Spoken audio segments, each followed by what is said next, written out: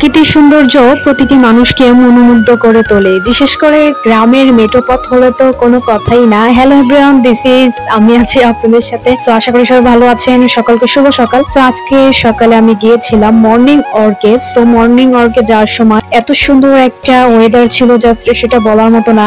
দুই পাশে দেখতে পাচ্ছেন শুধু ফসলাদি চাষ করা হচ্ছে এবং গ্রামের মেঠোপথ থেকে দুইটা গরু যাচ্ছিল। এই দুইটা গরু হচ্ছে কোনো জমিতে হয়তো চাষ করার জন্য নিয়ে যাচ্ছিলেন কৃষক। আমি সেটা দেখছিলাম এবং ফ্রেমে বন্দি করলাম।